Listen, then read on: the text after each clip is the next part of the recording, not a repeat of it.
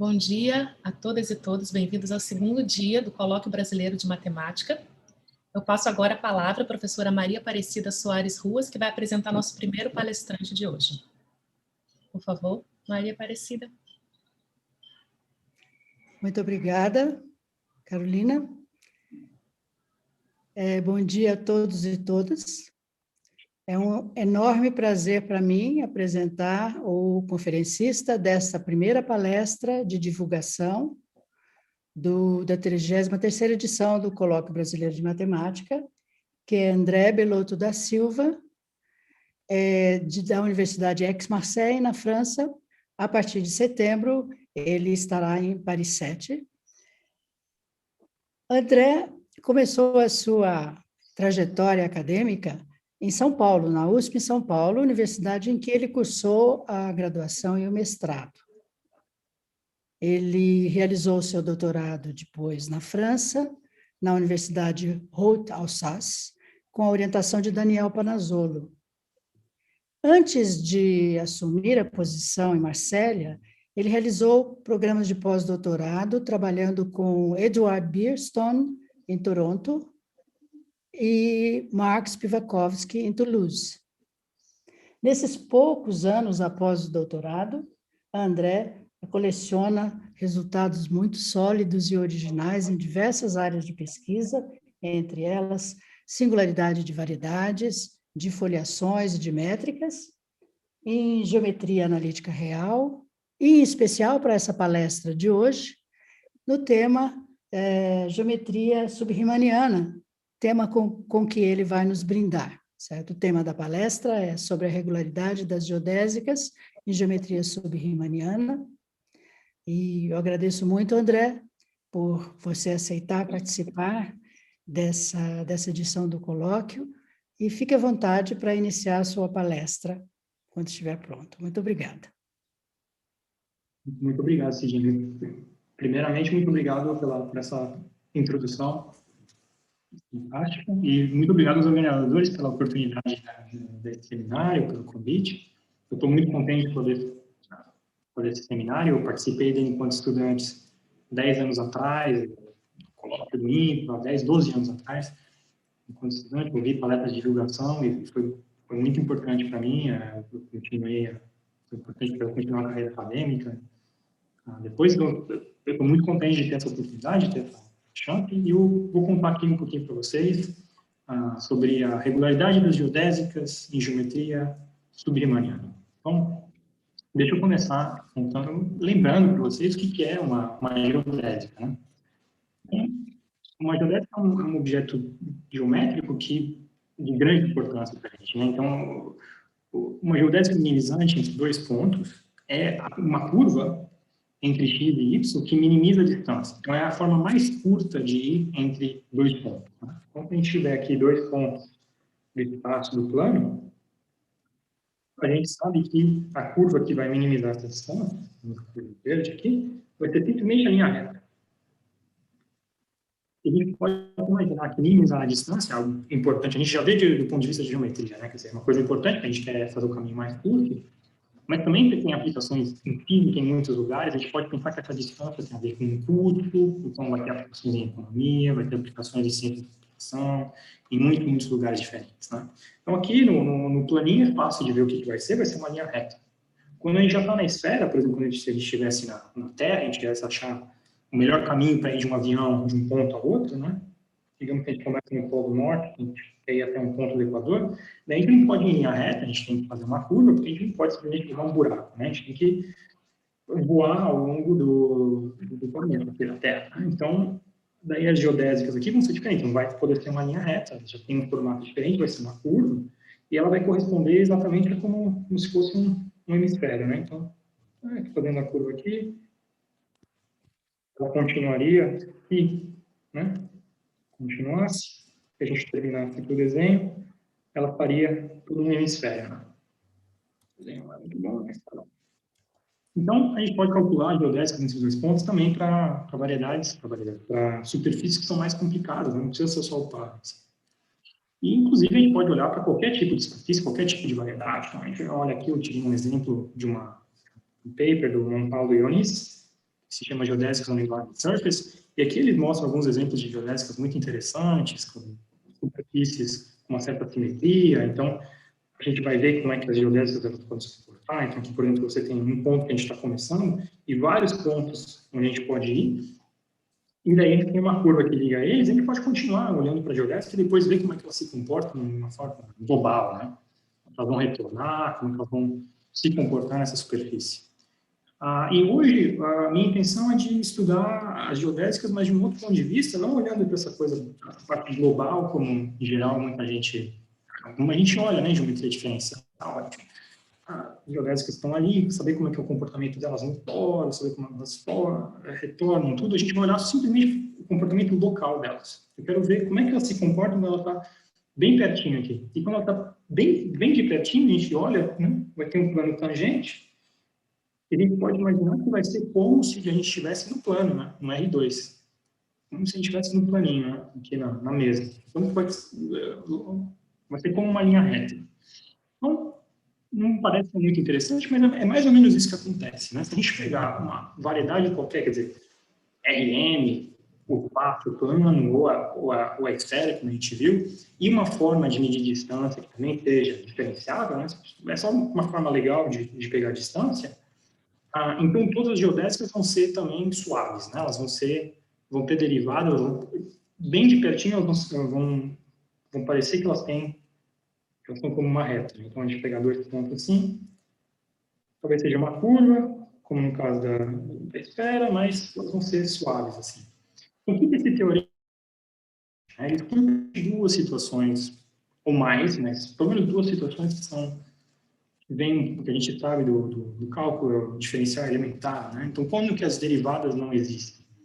Então, o primeiro caso onde as derivadas não existem é quando você tem derivada à direita e derivada à esquerda que são diferentes, né? Então, por exemplo, se a gente pegar esse tipo de situação, um campo, isso aqui não é geodésica. Por quê? Porque ela não é diferenciável. O teorema fala para a gente que tem que ser diferenciável. E aqui, a derivada à direita e à esquerda, elas vão ser diferentes. Então, não pode ser, não vai ser uma curva diferenciada. Uma outra possibilidade seria, por exemplo, de não ter mesmo derivada, né? Isso também a gente poderia excluir. Quer dizer, imagina um caso onde a gente tem um ponto lá. E eu vou mudar de cor só para desenhar outro, né? A gente vê que é outro. E daí tem uma outra que também faz isso, né? Daí, no final das contas, isso daqui não pode ser uma geodésica, não pode ser o caminho de menor distância entre dois pontos. Assim, simplesmente a gente consegue excluir, porque não vai ser infinito, não vai ser diferenciado. Não existe derivada. Né? Quando a gente olhar todas as formas de derivar e for olhando como é que vai acontecendo, ela vai ficar oscilando. Né? Ela vai oscilar, vai girar e não vai convergir a nada. Não vai ter nenhum, né? vai ir a zero. No fim das contas. Então, a gente não vai achar uma derivada. Então, a gente também pode excluir, não é uma geodésica. Espiralamento não é geodésica. Mas a gente quer entender, então, do ponto de vista da geometria clássica, não parece ter muita coisa para estudar localmente. Mas a coisa começa a ficar mais interessante quando a gente vai olhar para a geodésica sobre restrições. Então, agora a gente vai olhar, por exemplo, para o caso que a gente quer ir de um pontinho a outro, porque a gente tem um plano normal, só que dessa vez a gente está em um livre lá de solto, a gente pode ir para um lugar para o outro, a gente está, por exemplo, num carro. Vocês vão ver agora o meu desenho do carro. Então, nesse caso, a gente não pode simplesmente... A gente sabe que o caminho mais curto seria a linha reta. Mas o carro ele tem certas restrições. A gente não pode simplesmente andar em linha reta. Então, a gente é obrigado a gente pode fazer certas curvas, mas, de certo modo, o que a gente pode fazer está limitado. A gente tem certas restrições que a gente pode fazer. E nesse tipo de situação, se você quiser ir de um ponto a outro e o ponto estiver muito perto, talvez o que você precise terminar fazendo é como um espiralamento, né? Tem que vir e daí voltar.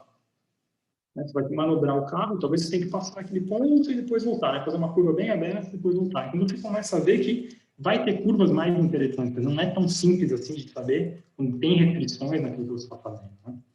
Então vamos olhar um exemplo clássico disso, onde a gente pode olhar para esse tipo de situação, onde aparecem restrições de uma forma bem natural para as geodésicas que a gente está olhando, E é um exemplo que vem da Rainha Dido, que é fundadora da um poema de Virgílio. Então, fundação de Roma e de Cartago, então diz a história que a Dido ela tinha uma família um pouco disfuncional. O irmão dela matou o marido dela e roubou todos os pertences dela, então ela fugiu da Itália e foi para a África. E daí, chegando na África, ela chegou na região da Líbia, né? Aqui tinha a África, aqui você tem o Mediterrâneo, e ela pegou na região da Líbia e tinha o rei Jabras por lá. Então ela começou a negociar com o rei Jabras, ela queria um pouco de terra para reconstruir a vida dela, né? Então ela negociou com ele e decidiu, convenceu ele que, dado uma carcaça de boi, ela ia pegar a carcaça de boi e ia colocar, e o que ela pudesse delimitar, a área que ela pudesse delimitar com uma carcaça de boi, seria a dela. E o Jabras achou que isso era uma ótima ideia, não parecia muita terra de toda forma, e isso seria um bom jogo político para ele. Então, o que ela fez foi pegar a carcaça de boi e cortar em tirinhas bem curtas, bem fininhas, e amarrar essas tirinhas, e daí ela passou a ter um outro tipo de problema. Né? Ela amarrou todas as tirinhas, e daí o problema dela passou a ser qual é a trajetória que ela tem que fazer, qual a trajetória que ela tem que fazer, qual curva C que ela tem que fazer aqui, né? Achar a curva que ela pode fazer de comprimento L, o comprimento que ela conseguiu tirar dessa carcaça de boi, de tal forma que, junto com a linha, uma reta L, que aqui é a costa da África, né? Maximize a área, né? Então, a maior área possível.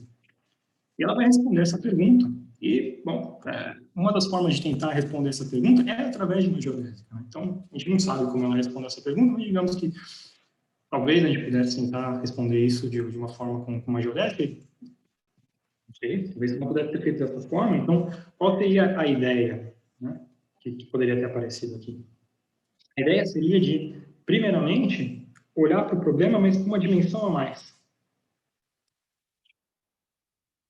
Então, ela quer maximizar, né, aquela área.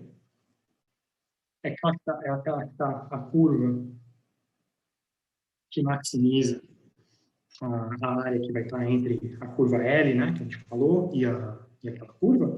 E daí, uma das possíveis ideias é que cada vez que a gente pegar aqui uma curva, a gente pode tentar completar aqui com uma reta, olhar para essa áreazinha aqui e dizer, o que eu vou olhar agora é para uma dimensão a mais que vai me dar essa área. Então, essa foi a primeira ideia. Eu vou juntar aqui uma direção, que eu vou chamar de Z, que tem que representar a área dessa curva. Então, a área que está em laranja aqui. Então, daí, dessa forma, a gente consegue traçar essa curva vai passar a ter uma terceira dimensão, tá? E quando ela chegar aqui, se eu olhar, ela vai se projetar dessa forma, e esse ponto aqui vai ser a área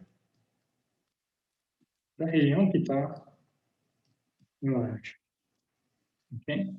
Então, esse ponto, e daí a segunda ideia é que agora não deve depender da área o problema, né? O formato da curva não deve depender da área. Uma vez que a gente acha a área, se a gente dividir por esse valor da área, a gente vai encontrar e o formato da curva não deve depender disso. Então, o problema a gente pode fazer de um problema diferente, a gente pode pensar em achar a curva C de comprimento mínimo, que junto com a reta L delimite uma área igual a 1. Então, agora passou a ser um problema de minimização, né? Achar um comprimento mínimo entre elas por uma certa área, que é a área. O formato da curva não deve mudar. Então, passa a ter, a gente pode fazer aqui um plano. Z igual a 1. E agora o problema passa a ser achar a curva azul, que vai do ponto 00 aqui, do 000, né, até, na origem, até esse plano aqui, Z igual a 0, e que tem o comprimento mínimo, né, o comprimento aqui embaixo mínimo possível. Então, aí passou o seu problema. Agora, se a gente olhar para cá, parece que a gente sabe qual é a curva mínima entre o ponto e o plano, né? É só subir, é o eixo, na verdade. Mas o eixo não significa nada para a gente. O eixo não tem uma razão, não tem uma interpretação geométrica para a gente, porque o eixo corresponderia simplesmente a você estar no ponto paradinho e crescer a área, quer dizer, não faz nenhum sentido. Então, a gente tem que fazer alguma ligação entre o Z, X e o Y aqui, entre a curva e a área que a gente está falando. E daí, pensou foi que, bom, a gente sabe a área, o Z, deixa eu colocar o Z aqui, o Z vai ser igual à integral da região laranja, né? A gente tem aqui, dessa região laranja, da forma volume que a gente conhece, né? Isso aqui é o que a gente aprende em cálculo 2, né? A integral da região que a gente está medindo aqui, x e y. E outro resultado que a gente aprende em cálculo 2 é o teorema de Stokes. Teorema de Stokes. E fala para a gente que uma integral de uma forma volume é a mesma coisa que a integral da curva, C aqui, sobre uma uniforme dessa forma aqui. Então, se a gente for lembrar do teorema de Stokes, ele fala que se a gente pegar a derivada aqui, né, isso aqui é a fronteira da região, quase a fronteira, né? Se você falar para mim, mas tem a linha reta aqui, a gente volta a ela depois. Mas é a fronteira da região integral de uma forma de dimensão de grau 1 é igual à região, a integral de toda a área aqui, da diferencial dessa forma. Então, esse daqui é o teorema de Stokes, a gente diz isso, ótimo, a gente fez isso, e agora a gente tem a vantagem de dizer, depende apenas da curva. Agora, a gente pode voltar, né? A gente falou que nem tem a linha reta, mas a gente escolheu essa diferencial aqui para que anule a linha reta. Então, o mais aqui, que a gente teria, né? Para somar com a parte da linha reta, na verdade, isso daqui é zero. A gente não precisa olhar. Então, passou a ser o z passou a simplesmente depender da curva. E daí o que a gente também pode fazer é que se a gente for olhar isso aqui de uma forma um pouco, sem olhar de muitos detalhes, mas se a gente pegar a derivada, né, o que acontece pertinho do ponto, a gente passa a ter uma restrição. Então, passa a ser que a derivada de z tem que ser igual a derivada dessa integral, de uma certa forma, vai ser 1 sobre 2, x dy, menos y dx. Então, a gente passa a ter uma restrição sobre o que é esse dz, a diferencial, a derivada que a gente pode seguir. Então, por exemplo, se a gente estiver no ponto 0, 0, 0, 0 aqui faz tudo zero, então o dz tem que ser igual a zero. A direção em z que a gente pode fazer, não pode. Então, isso daqui, daí é dz igual a zero no ponto 0, 0. Sobre 0, 0, 0, a gente tem que aparecer a restrição aqui, vai ser um plano tangente, né? dz igual a zero. Isso que vai ter que aparecer, e a curva que a gente for fazer, essa curva azul, ela vai ter que ser tangente a esse plano. Porque é essa restrição que vem do fato da área ser igual à integral dessa curva. E de uma forma similar, se a gente pegar qualquer outro ponto, digamos 1 aqui, a gente vai aparecer uma outra restrição. Essa outra restrição vai ser medida através de um planinho aqui. E faz sentido, né? Porque qualquer caminho que a gente fizer com a curva, a gente tem só duas possíveis direções, né? A gente tem duas dimensões possíveis de fazer caminhos com a curva a partir daqui.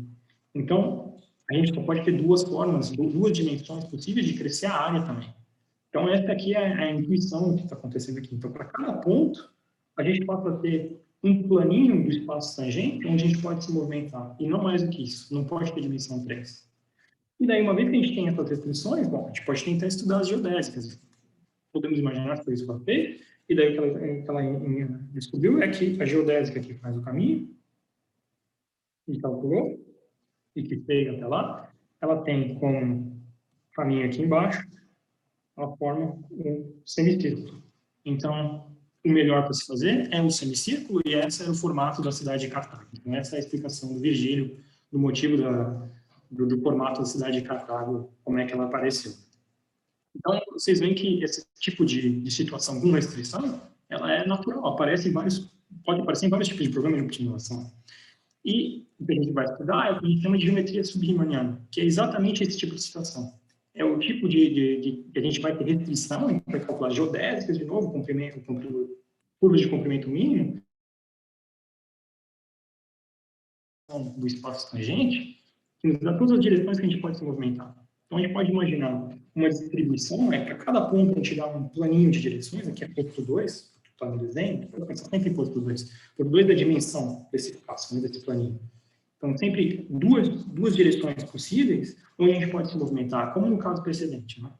E a gente vai sempre olhar para as curvas que estão tangentes a esses pontos. Elas são as trajetórias que a gente chama de horizontais, né? São as trajetórias tangentes dessa distribuição de plano. Agora, tem uma palavra aqui que é o longomômetro. Vou voltar a ela. Ela vai ter uma importância para a gente, mas eu vou voltar ela em 2 slides. Antes disso, eu queria falar para vocês a importância dessa geometria. Quer dizer, não é só para resolver o problema de minimizar a área. Na verdade, ela tem muitas aplicações modernas. Apenas como motivação, aqui eu tirei do livro do Montgomery, uma tradução livre, que as sementes do livro que ele estava escrevendo, que era um livro sobre as geodésicas sub-riemannianas, elas foram plantadas em 1988 por A. Pines, um físico-químico, e S. Fatrio, um engenheiro elétrico. E por que um físico-químico e um engenheiro elétrico se interessariam pela geometria sub-riemanniana? Bom, ele explica, Pines e seus pós-docs estavam desenvolvendo experimentos NMR para testar no então recente descoberto fenômeno de Bering em física quântica, e Safra e seus estudantes estavam desenvolvendo controladores para a interação de robôs e papéis usando ideias da mecânica, da mecânica hamiltoniana. Uma palavra difícil. E, então, ele, depois de fazer essa situação, ele explica como esses dois tipos de situação, eles podem ser descritos através, eles podem ser desenvolvidos através da geometria sub-riemanniana. Então, a gente pode estudar eles através da geometria sub-riemanniana, quer dizer, essa geometria onde para cada ponto a gente tem uma certa restrição. Então, a gente vê que esse tipo de situação, ele pode ser bem vasto, pode ter muitas aplicações. Certo? Mas agora vamos voltar, vamos falar um pouquinho da matemática e vamos voltar para aquele nome de non-lonômetro. O que quer dizer, né? Então, vamos olhar aqui para o caso do dimensão 3 e delta de curso 2. São todos os planos. A situação que a gente desenhou até agora. Né? Então, nesse caso, o delta ele é gerado por 2 campos de vetores. Então, essa é a primeira parte aqui que eu vou assumir que talvez vocês já viram que é um campo de vetores, talvez. Mas se não viram, não tem muito problema. Então, 2 campos de vetores, digamos, por exemplo, um dado por dx1 e o outro dado por dx2 mais uma função a de x, dx3. E qual é o exemplo que eu vou fazer aqui? Vamos olhar para esse a de x como sendo simplesmente x igual a x1. Okay? Qual é o exemplo? Então, aqui a gente vai desenhar os nossos eixos.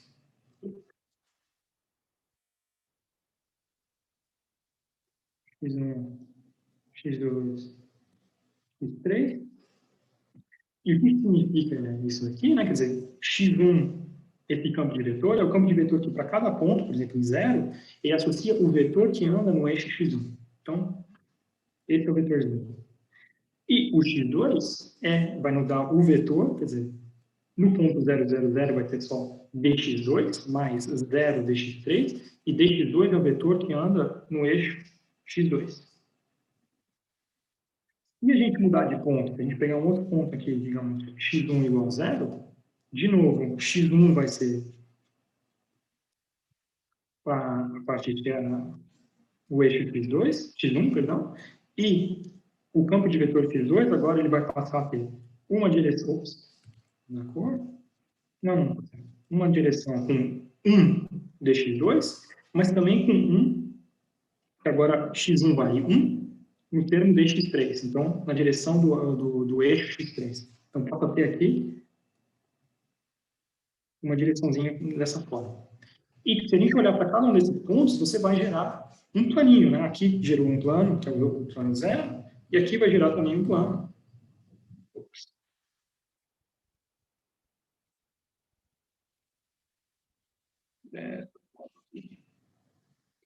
Um planinho aqui. E esses são os planinhos que nos dão o nosso delta, né? E como que eles vão variar. Então, uma das coisas que é importante para a gente, vai ser importante para a gente, é a ideia do crochete de Lie. Né?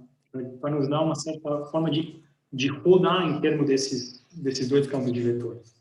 Então, o que é o crochete de Lie entre esses 2 campos? Né? De uma forma bem... uma certa forma bem vaga, digamos assim. Então, ele significa que a gente vai fazer o seguinte, a gente vai andar com a distância, por exemplo, x1 em um tempo t. Então, por exemplo, a gente andou até aqui. Daí, depois, então, a gente andou x1 t. Daí, a gente vai andar com x2 em um tempo t. Então, a gente vai subir aqui um tempo, né? Então, a gente fez o x2 com tempo t.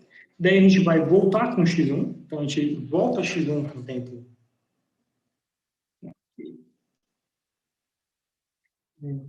Então, a gente volta x1 com tempo menos t. E quando a gente chegou lá, a gente volta com o x2 com tempo menos t. Então, lá a gente volta x2 sobre x1 igual a zero, é só a derivada em relação a x2. Então, a gente volta lá. Tá? Então, o que a gente vê é que a gente não volta no mesmo ponto. Quando a gente fez esse caminho, né? O que a gente estava fazendo, se a gente for olhar para isso daqui e se projetar, a gente andou x1, a gente andou x2, a gente voltou x1 com o mesmo tempo, e a gente voltou x2 com o mesmo tempo, mas a gente não chegou no mesmo ponto. E essa distância que a gente está fazendo, essa direção de distância que a gente está fazendo assim, quando o t vai para zero, é o crochete de linha. Então é como se a gente estivesse oscilando com os dois, né? Indo t, menos t, e daí a direção que a gente obtém é o crochete. A gente pode imaginar que o que a gente está fazendo aqui, se a gente girar a trajetória, a gente vai chegar naquela direção a mais. Então a gente vai dizer que delta é não holonômico, se a gente pegar todos esses crochês de lei, a gente oscilar de todas as formas possíveis com x1 e x2, a gente consiga ir para todas as direções do espaço. A gente tinha todas as direções possíveis. Então, essa aqui é a heurística, quer dizer, não holonômico. Né? Então, de uma forma mais precisa, assim, na matemática que a gente vai olhar, o que a gente vai fazer? A gente vai olhar uma curva, que vai ser chamada de horizontal, em respeito a delta, e ela é tangente, toda vez que ela for diferenciada, ela for tangente a essa distribuição. Né? Então, a gente tem a nossa distribuição.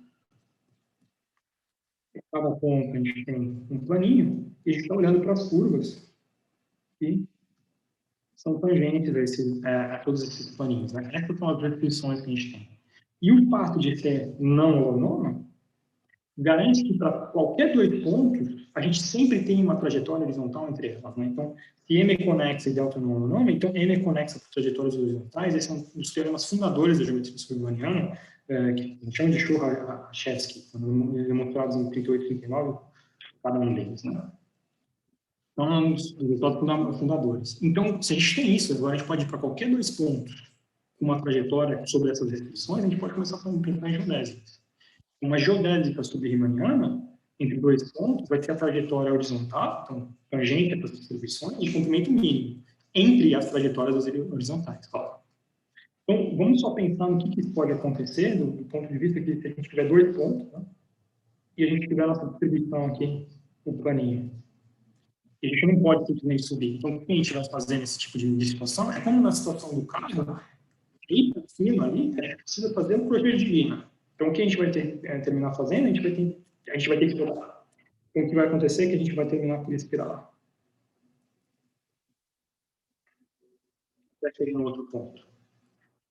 E quando a gente pensa nesse tipo de situação, né, que você tem que rodar para ir subindo, a gente pode pensar numa situação que seria terrível aqui para a gente, ou pelo menos se a gente fosse imaginar naquela parte local, que imagina que a gente tem um paraboloide aqui, e será que não poderia acontecer de, pegando dois pontos, né, a gente não achar uma trajetória que realmente está bem aqui no paraboloide, bem, ela sempre tangente à distribuição, e daí oscila e nunca chega no ponto, né? Sempre oscilando e chegando no ponto. Será que isso daqui não poderia ser uma geodésica? Então, é claro que isso daqui tem um problema, né? Se a gente estiver modelando um robô, um satélite, um carro, tentando chegar num ponto, sem dúvida, mesmo que a menor distância seja fazer oscilações infinitas, não será aquilo que a gente vai querer usar, né, na prática. Então, passa a ser um problema importante, um problema aberto, pelo menos desde os anos 70, mas anterior a isso, saber qual é a regularidade das geodésicas, quer dizer, excluir situações desse tipo. A gente não quer, isso aqui não é diferenciável. Então, qual é a regularidade das geodésicas submarinas? Né? São pelo menos diferenciadas, quer dizer, a gente quer pelo menos excluir essas oscilações. Isso aqui não é bom. Não, significa que a geodésica não seria muito útil de um ponto de vista prático. Né? Então, esse tipo de problema aqui que eu quero pensar como que a gente vai responder hoje. Né? E uma primeira ideia é que, bom, espiralamento deve ter comprimento infinito. Né? Se espiral dessa forma, talvez tenha comprimento infinito. Eu quero só lembrar para vocês que isso não é verdade. Né? Como está lembrando, então, isso daqui é uma ideia que a gente vai guardar. Espirais poderiam ter comprimento infinito, né? Porque a gente pode espiralar de uma forma bem lenta. Mas não é verdade para toda a possível curva. Né? Então, aqui é uma curva que a gente pegou no ponto no ponto t igual a 0, a gente vai passar a ter cosseno de 0 é x, então é na direção x dá 1, e o seno é 0, então a gente está no ponto 0. E se a gente olhar para essa curva, cosseno e seno vão nos traçar um círculo. Só que o raio que a gente está olhando aqui, exponencial de menos t, ele vai sempre diminuir. Então, o que a gente está terminando fazendo é virando. Isso é cada vez menorzinho até chegar no ponto. E isso daqui é uma curva fácil, a gente pode calcular a complementaridade de uma forma bem simples, né? Através de uma integral. Aqui eu fiz o cálculo, você também. E a gente tem aqui raiz de 2, raiz de 2. Vamos passar, é finito. Então, a ideia de que uma oscilação vai ser de comprimento infinito não vai funcionar.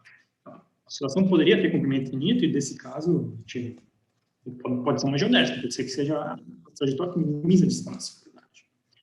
Então, os resultados, o que a gente sabe, né, nessa direção? São problemas abertos, mas a gente sabe coisas. Então, um dos grandes resultados modernos é que a gente sabe responder essa pergunta por caso genérico. Então, eu quero falar para vocês o que é dizer genérico. Né? Então, isso daqui é um teorema, digamos, 2 teoremas que eu coloquei junto. Então, são 2 contribuições juntas, uma do Chittour-Jean e Trelat, e a outra do Barilari e Chittour-Jean para Andice e Velotti. Uma de 2006 e uma de 2020, se a gente junta os 2 teoremas, a gente tem que resultado. Quem me deu o que a gente chama de genérico, então, sim, todas as geodésicas são C1 e, portanto, não tem oscilação. Então, para entender o que quer dizer genérico, vamos pensar aqui numa forma de família. Então, aqui eu vou me permitir mentir um pouquinho, não vou ocultar todas as condições da família. Mas vamos pensar que a gente tem, por exemplo, um parâmetro. Por exemplo, a gente tem algum sistema que a gente está trabalhando com essas restrições, mas que muda ao longo do tempo. Então, para cada um dos pontos, a gente pode olhar aqui.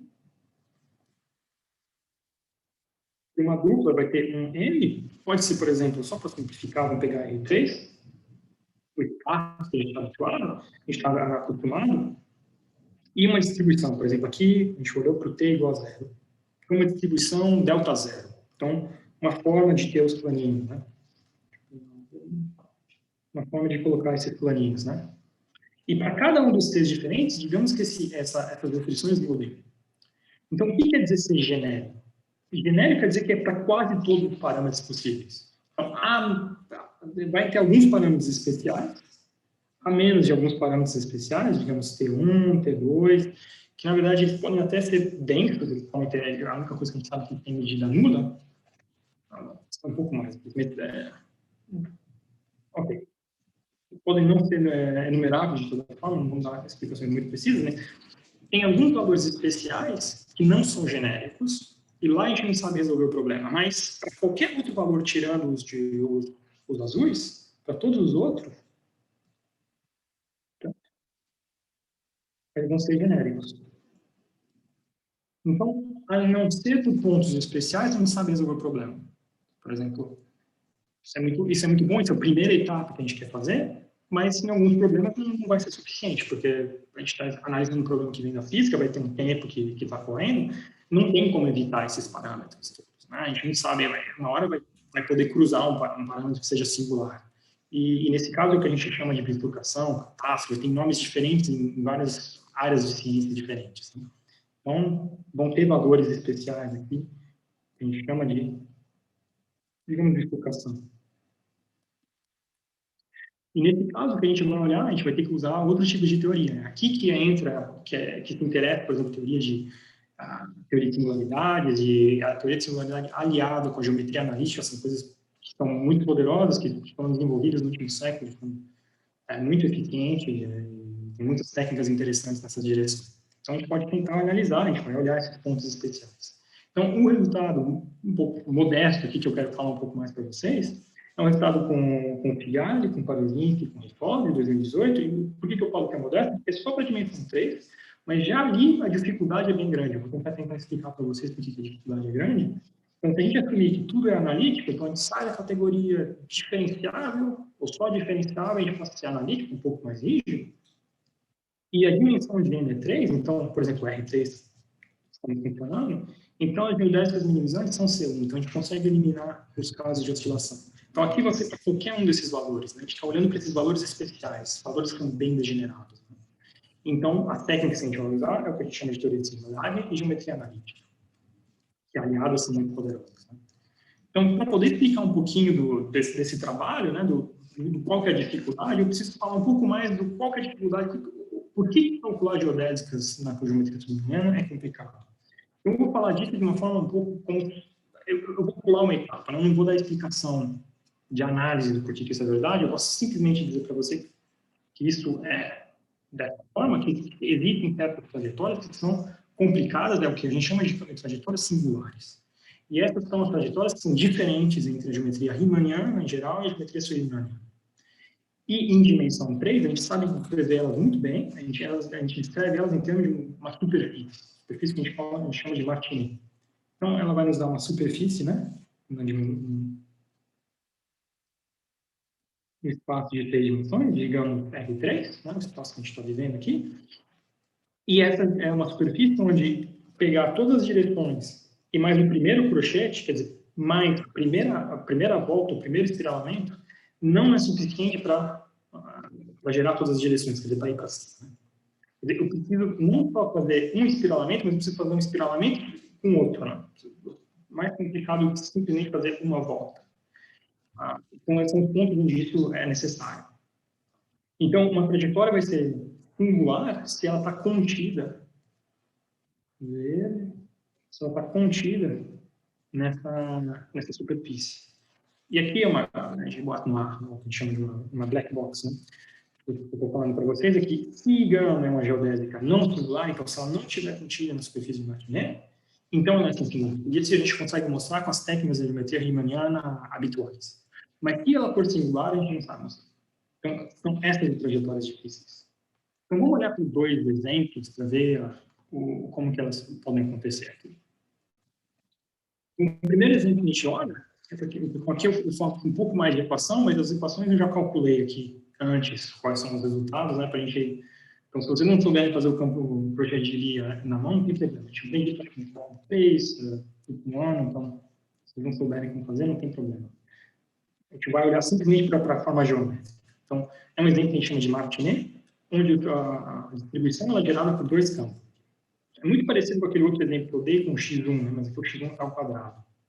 E quando a gente for olhar para x1, x2 e o primeiro crochete vai ser 2x1 dx3. Então, não interessa como que eu calculei, mas esse é o resultado do crochete. E como a gente está olhando para aquilo que é gerado, dx2 mais x1 ao quadrado dx3 com 2x1 dx3, eu posso fazer uma combinação linear desses 2 vetores, e o que eu vou obter é, bom, dx1 que está lá, direção x1, a direção x2 agora, porque eu consigo tirar x1 dividido por 2 vezes esse campo de vetores, e o que está aqui, x1 dx3. Então, esses 3 campos aqui geram todas as direções do espaço em todos os pontos, com exceção de x1 igual a 0. Em x1 igual a 0, a gente só tem 2. Só tem 2 direções. Mas para todos os outros, sem que x1 for diferente de 0, gera tudo. Então, essa é a superfície de Martinet. Então, se a gente olhar aqui...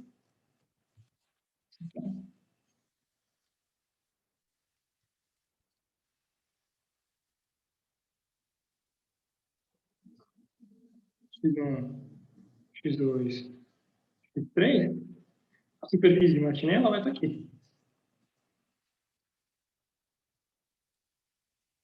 x1 igual a 0. E daí eu quero voltar com a gente aqui que isso dá uma grande restrição nessas órbitas singulares possíveis. Porque se a gente olhar para qualquer um dos pontinhos que está aqui, essa direção x1, né, porque a trajetória tem que ser horizontal, ela tem que ser tangente a x1, x2, esses campos de vetores. E essa direção x1 ela está saindo desse plano x1 igual a 0. E a única que fica é a outra aqui, que é simplesmente agora dx2. Então, simplesmente andar na direção do eixo x2. Isso aqui é verdade em todos os pontos. Então, o que a gente olha para isso e a gente vê que todas as trajetórias que a gente pode ter aqui, elas vão ser constantes, né? Vão ser linhas retas, vão ser só os eixos, né? E, portanto, a gente sabe que aqui todas as geodésicas são sem infinitas, porque ou elas estão fora da superfície de Martinet, elas são infinitas por técnica de geometria riemanniana, ou elas estão na superfície de Martinet, mas elas são retas. E retas é infinito. Então, ótimo. Então, uma ou outra, a gente aqui sabe que todas geodésicas.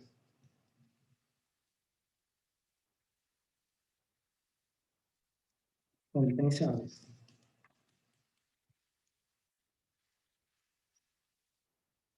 Mas aí a gente pode olhar um outro exemplo, né? Um outro exemplo agora que a gente viu isso aqui, que tudo funcionou, mas um exemplo um pouco mais complicado, que é dos Elenques em Trotsky, de 1995. Então, aqui as expressões já começam a ser um pouco mais complicadas, mas vamos olhar aqui de perto, eu quero olhar de perto para essa expressão aqui. Então, como a gente viu no outro cálculo, se a gente começar dx1, dx2, mais uma expressão dx3, a gente faz o crochê de Lie, bom, black box aqui, consegue um valor vezes a direção dx3, e a superfície de Martinet vai ser exatamente onde esse termo aqui é zero. Mas vamos olhar rapidinho só para esse termo que está aqui. x3 mais x1 ao quadrado mais x2 ao quadrado. Porque esse termo aqui a gente sabe desenhar. Né? Isso daqui igual a zero, a gente sabe, é uma paraboloide. Né? A gente sabe como é que ele se comporta.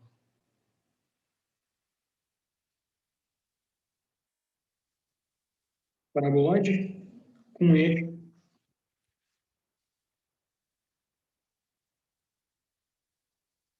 x3. Então, nessa paraboloide aqui, a gente pode olhar para a distribuição, né, dada por delta x1, x2. Como a gente fez antes, né, para saber como é que vão ser essas trajetórias que a gente vai ter.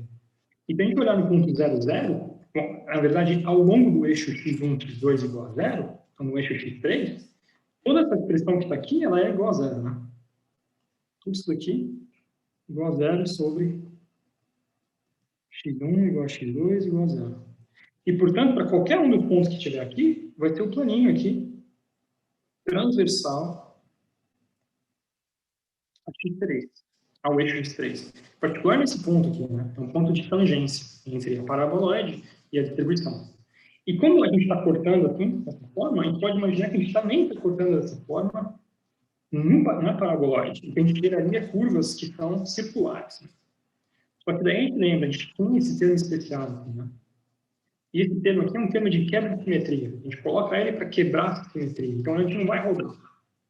Quebra a simetria ali, e o que termina acontecendo é que agora a gente não roda, a gente espirala.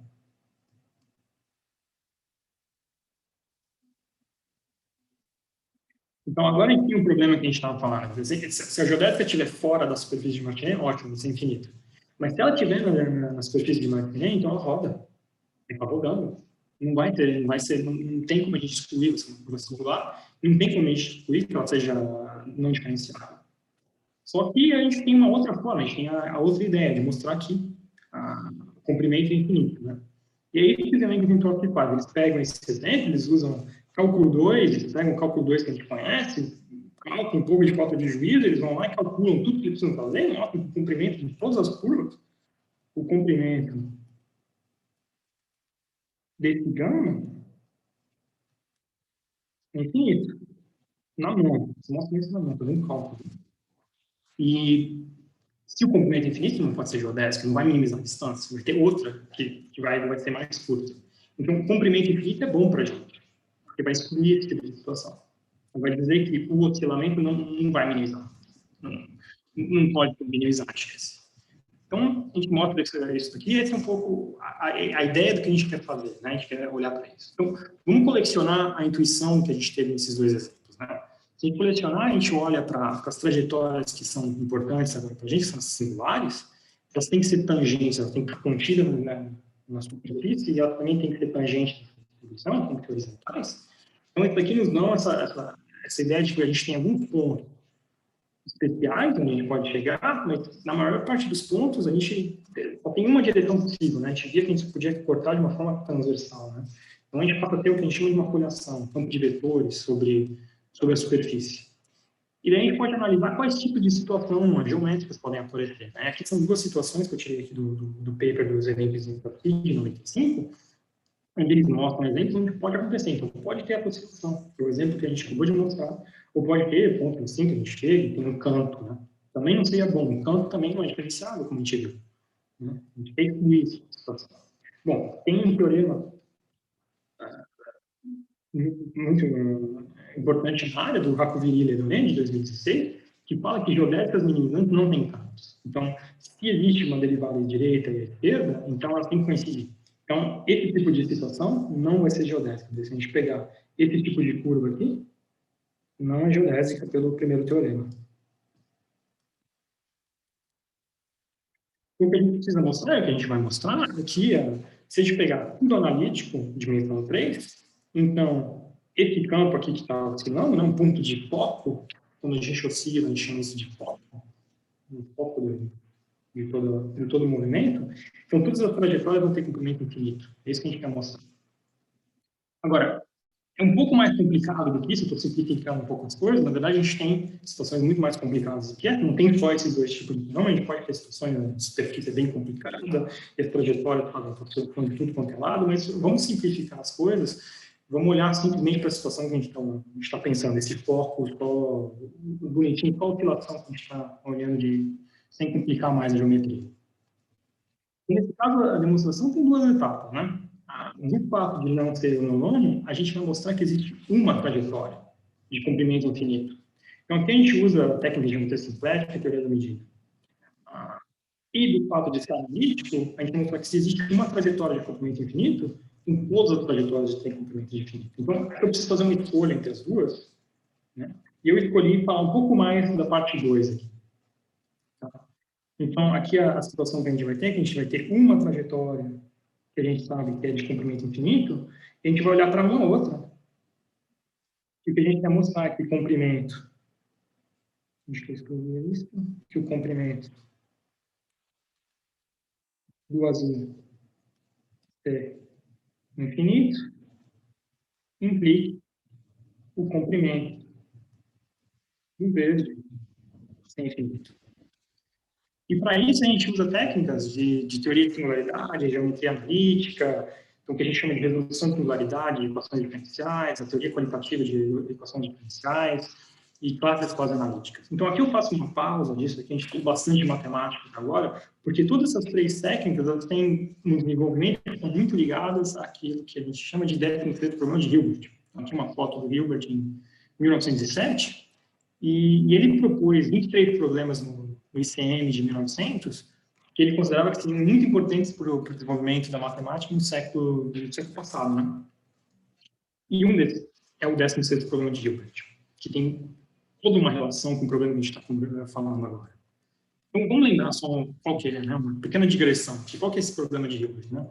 Então, se a gente considerar um plano de vetor polinomial, então, sem dar muita explicação do que é, ou a gente sabe a ideia de que cada ponto você tem uma direção e o P e o Q são polinômios, então a gente vai chamar de ciclo limite uma órbita periódica,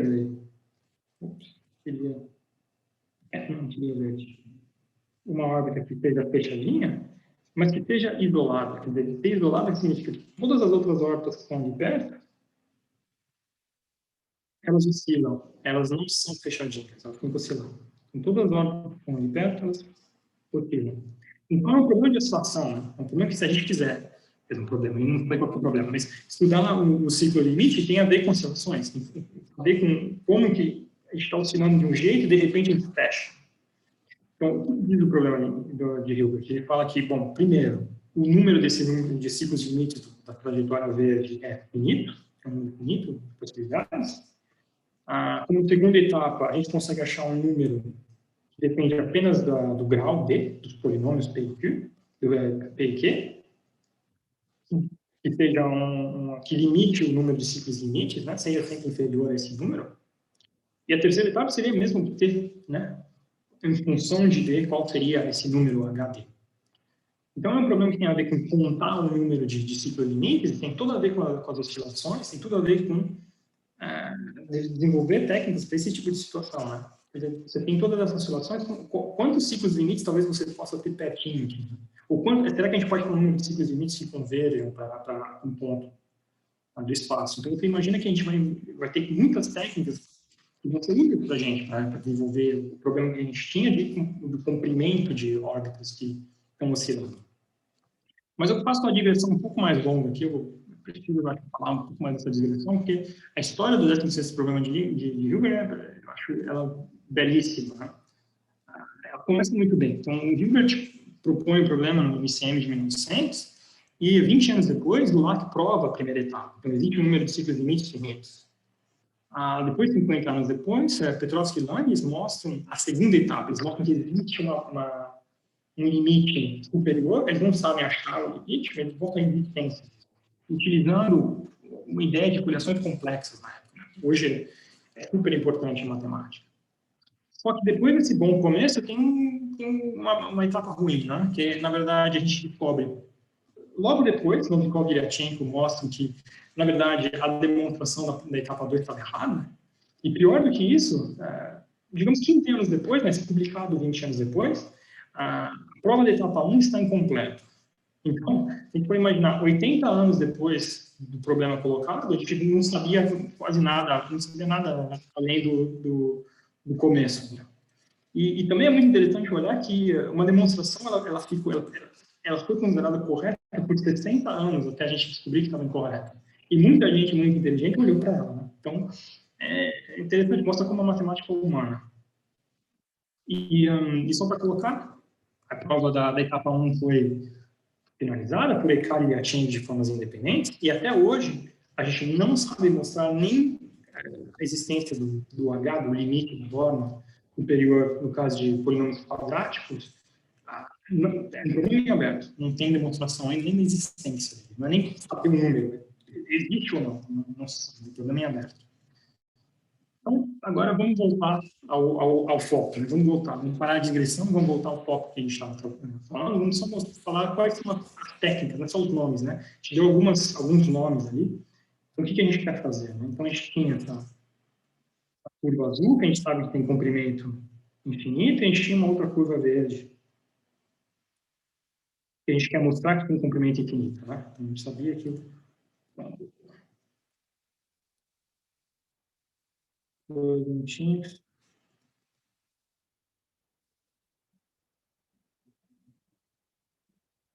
Mostrar. Isso aqui é uma pergunta, né? Então, como é que a gente faz para mostrar esse tipo de resultado? Então, existem duas ideias aqui que são importantes. A primeira a gente chama de resolução de singularidades, né? Que nada mais é, se a gente for pensar de uma forma bem simples, fazer uma transformada de coordenada polar. Então, a gente pega um ponto, a gente transforma ele numa esfera. Tem o fase, o raio, tem o ângulo que ele está girando, e daí todas as trajetórias elas vão passar também a girar aqui. E se a gente tiver sorte, o campo de vetor sobre a esfera que a gente achou, para a esfera do S1 aqui, que a gente criou, ele vai ser não singular. E se ele não for singular, daí a gente está muito bem. Porque daí como é que a gente vai resolver esse problema? Quando a gente vai pensar em resolver esse problema, a gente vai usar aquilo que a gente chama de transição de Poincare. Então a gente vai fazer aqui, vem teoria de Poincare. Uma transiçãozinha aqui, perdão. Okay. A gente aumenta aqui, e a gente olha para a aplicação, o que a gente chama de retorno, a aplicação que sai desse P, pega qualquer um desses pontos P, que está aqui, e daí olha para o ponto onde ele bate de novo depois da primeira oscilação. Né? A gente tem uma aplicação, uma transição, que sai desse transverso, okay? E liga nesse T de P. Né? Faz essa oscilação e volta. E se tudo for analítico, se não tiver ponto singular, essa transição é analítica. E se a transição é analítica, daí passa a ser uma coisa relativamente simples de mostrar que os comprimentos são analíticos. Então, o comprimento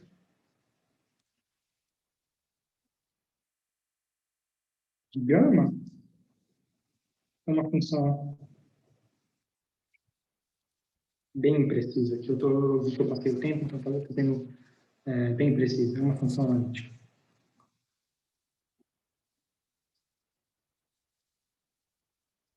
É bem preciso. Então, para falar qual que é a dificuldade em geral, a dificuldade em geral é que a gente normalmente não tem tanta sorte. Né? Normalmente tem pontos singulares depois desse processo.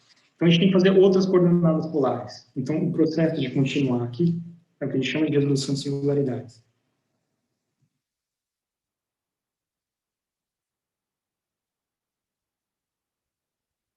E Quando a gente tem outros pontos singulares, não vai ser analítico, vai ser o que a gente chama de quasi-analítico.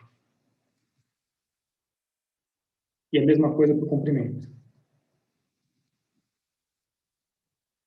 E tem que for pensar no problema de Dulac, que eu falei que ele foi incompleto por tanto tempo, basicamente ele estava incompleto porque Dulac sabia que não era uma função analítica, mas ele tratava como se fosse uma função analítica. E demorou muito tempo para se perceber que tinha realmente um gap, ele tinha um problema, né? Tinha algo a ser clarificado, e que realmente era algo complicado a ser clarificado. Então, bom, aqui eu encerro, né? Então, obrigado pela atenção de todo mundo. Muito obrigada, André, pela excelente palestra. Certamente você trouxe muitos pontos de motivação para os muitos jovens que estão assistindo. E nós passamos agora às perguntas. As perguntas podem ser feitas pelo chat. E enquanto nós esperamos as perguntas, eu gostaria de começar fazendo uma pergunta para você, dirigida aos jovens que poderiam gostar de seguir essa direção. Quer dizer, você tem alguma sugestão relativa a uma literatura, a um livro, para que alguém possa iniciar na geometria subriemanniana? Tem 3 livros que são modernos, que eu acho eles realmente muito, muito bons. Tem mais, né? Mas são os que eu conheço. Não lembro o nome deles agora, mas vou olhar o livro do Ricoeur, livro do Monteiro, esse daqui é de 2002, esse daqui eu acho que é de 2012, e daí tem um novo do Sparilari,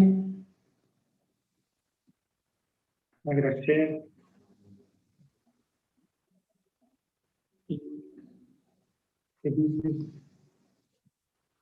eu acho que é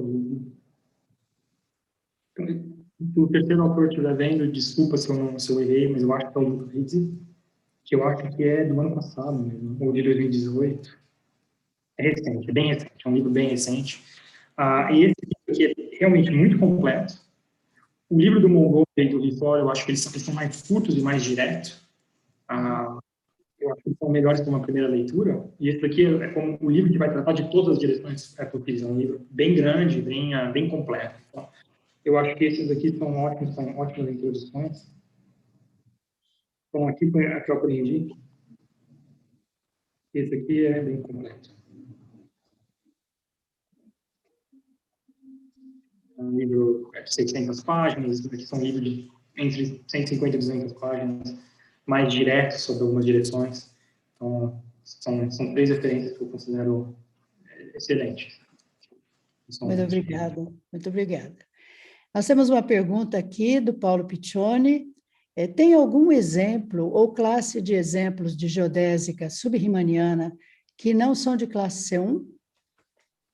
Não é conhecido, é um problema em aberto. Não sabemos. É um problema em aberto, esse é um dos grandes problemas em aberto.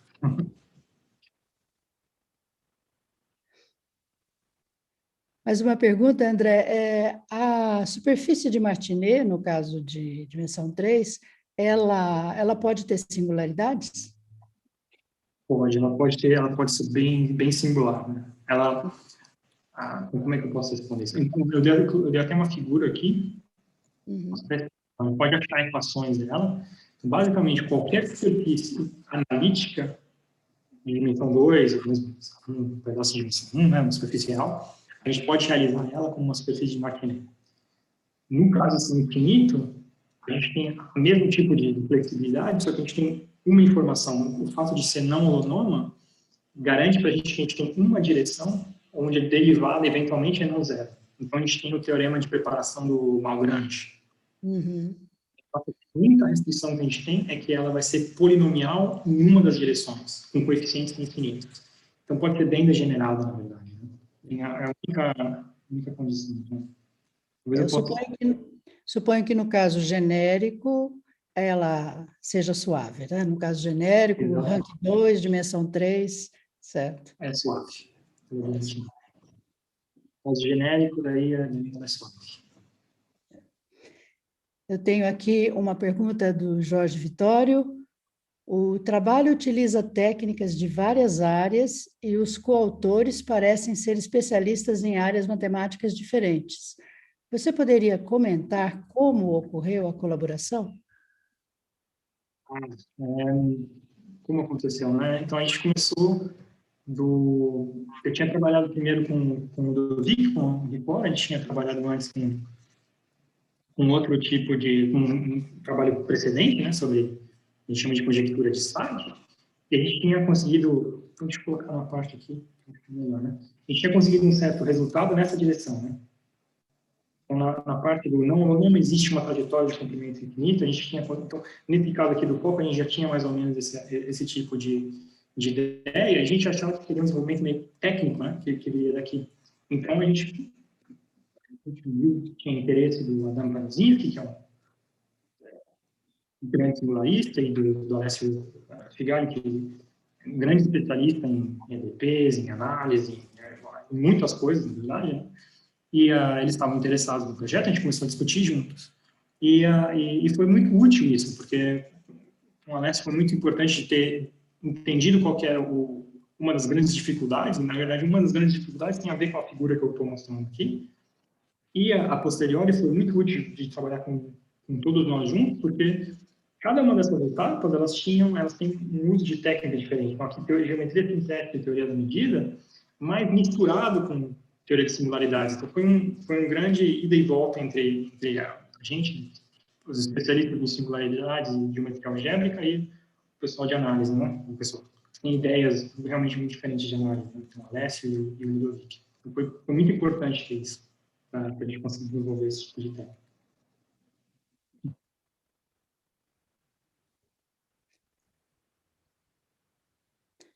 Muito obrigada, André. Excelente palestra. Agradecemos mais uma vez pela sua participação. Obrigado a vocês pelo convite, de novo aos organizadores, especialmente a Carolina, que mandou mensagem, mandou, acho que obrigado a vocês. Obrigado.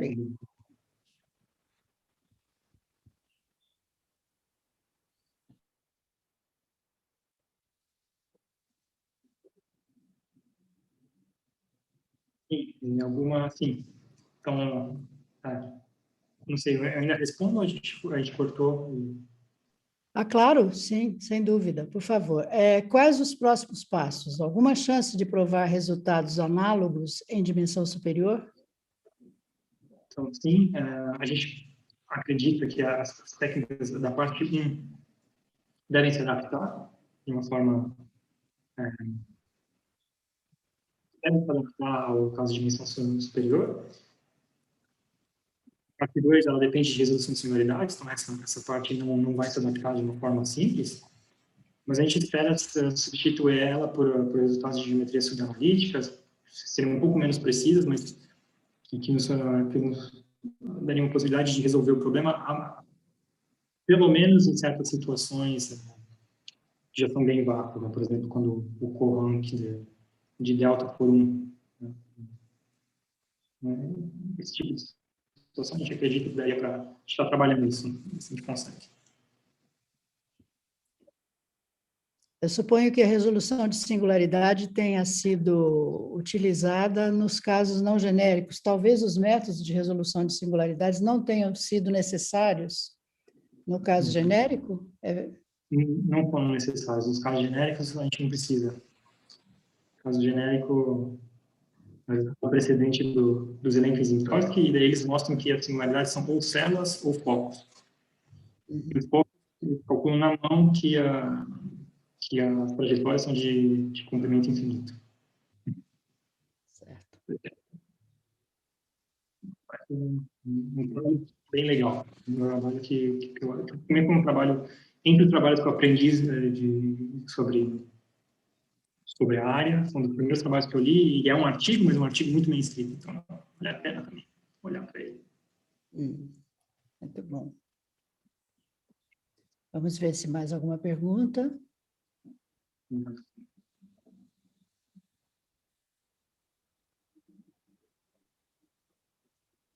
Muito bem. Claro que se alguém tiver uma outra pergunta, pode escrever para o André, que ele terá prazer em responder.